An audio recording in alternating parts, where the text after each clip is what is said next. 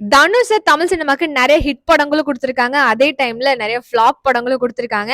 And recent times flop அப்படின்னு பார்க்கும்போது இந்த கரை அப்படின்ற படம் தான் அடி வாங்கியிருக்கு.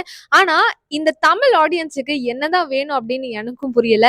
ஏன்னா கொஞ்சம் அதிக லெவல்ல மைண்ட் போட்டு யோசிச்சு கொஞ்சம் கிரியேட்டிவா பண்ணாங்கன்னா அந்த ஹாலிவுட காப்பி பண்ற மாதிரி அப்படி எடுத்திருக்காங்க அப்படின்ற மாதிரி சொல்றாங்க.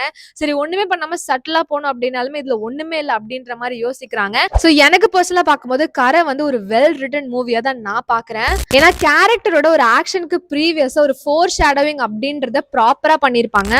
மூவியோட எண்ட்ல ஒரு பேங்க் ராபர் இருக்கிற டைம்ல தனுஷ் வந்து ஒரு போலீஸ் ஆஃபீஸரை தூக்கி அடிச்சிருப்பாரு. ஆனா கமர்ஷியல் ஹீரோ அப்படின்றதுனால ஏனோ தானோன்னு ஆட் பண்ணக்கூடாது அப்படின்ட்டு அதுக்கு முன்னாடி தனுஷ் வந்து ஒரு மூட்டை தூக்குற சீனை வந்து போட்டிருப்பாங்க.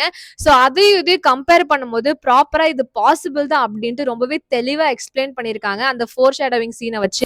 அடுத்து பேங்க் அக்கௌண்ட் கிரியேட் பண்றப்ப அந்த ஃபார்மை வச்சு ஒரு டென்ஷன் கிரியேட் பண்ணிருப்பாங்க. அதுக்குமே ஒரு நல்ல ஃபோர் ஷேடோவிங் சீனா வந்து அவங்க வந்து வெல் ரிட்டனா காமிச்சிருப்பாங்க. அதுக்காக மூவிஸ்ல ஃபிளாஸே இல்லையா அப்படின்னு சொல்ல முடியாது. ஆனா அது இருந்தாலுமே அந்த படத்தை அந்த அளவுக்கு எஃபெக்ட் பண்ணாம இருக்கு. தமிழ்ல அந்த அளவுக்கு ஹைஸ்ட் மூவிஸ் வந்தது இல்ல. அப்படி வந்தாலுமே லாஜிக்கே இல்லாத எக்ஸிகியூஷனா தான் இருக்குமே தவிர இந்த மாதிரி லாஜிக் உள்ள ஒரு ப்ராப்பரான வெல் ரிட்டன் ஹைஸ்ட் மூவி இருந்ததே கிடையாது. ஆனா அதை மக்கள் வந்து கொண்டாடலையே அப்படின்னு நான் ஃபீல் பண்றேன். ஆனா இதுவே வேற ஒரு என்வாயர்மெண்ட்ல மலையாளம் மூவிஸ்ல எடுத்திருந்தாங்க அப்படின்னா கண்டிப்பா அதுக்கு நல்ல வரவேற்பு வந்திருக்கும். தப்பி தவறி விக்னேஷ் ராஜா வந்து தமிழ் அந்த படம் எடுத்துட்டாரு.